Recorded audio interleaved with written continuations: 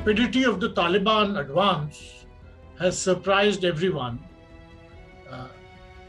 The fact that more resistance was not put up by the Afghan National Army and security forces has also been a matter of surprise. But in the longer term sense, this was only we are reaching the final stages of a process which had begun earlier. And it really began about 2 years ago when the Taliban had established that it is a formidable force on the ground and no party can ignore it. The fact that the US then went ahead and signed an agreement with the Taliban only confirmed that trend and in fact reinforced it. And in the process, it also eroded the legitimacy of the Afghan government. It's also a fact that the rapidity of the advance of the Taliban in the past few weeks has been because of the demoralization which had set in both in the political establishment as also in the military and security establishment over the manner in which the US withdrew.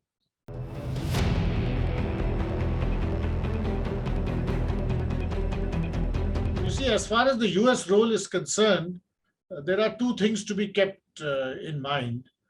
Firstly, the way it has handled the entire process, it is in many ways surprising that the greatest storehouse of knowledge and information and analysis in the world can make such fundamental errors.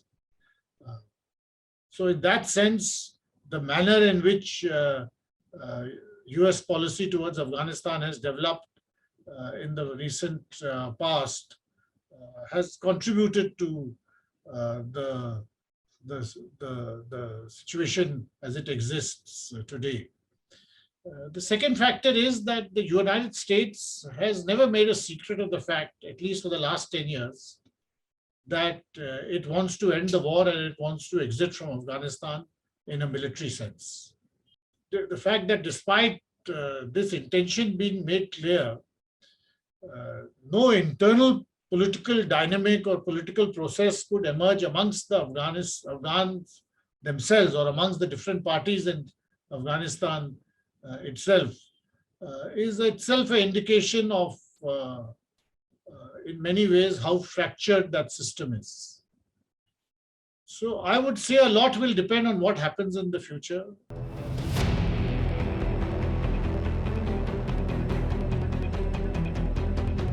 That depends on what framework we adopt. In many ways, our relationship with Afghanistan is historical and civilizational. And these ups and downs and these political changes have taken place before, but the relationship has remained intact despite those political changes and ups and downs.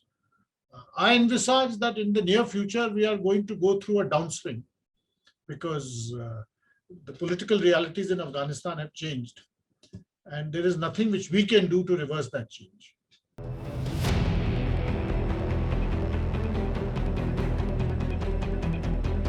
I don't think it's a feasible exercise. To help Afghanistan militarily in a tactical sense, to change the course of events on the ground as they are taking place now. Yes, in the past, we have provided military assistance in terms of training, in terms of equipment, but those are all long-term measures. We have no capacity to intervene militarily in Afghanistan. And I don't think that has ever been the intention.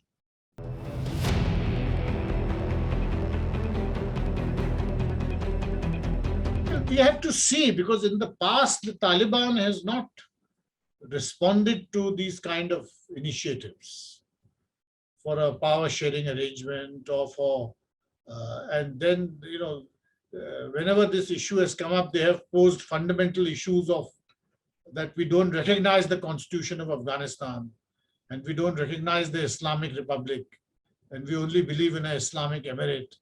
Now, whether a power sharing arrangement, what it does with these questions which they raised in the past, all that I frankly don't think anyone has an answer just now.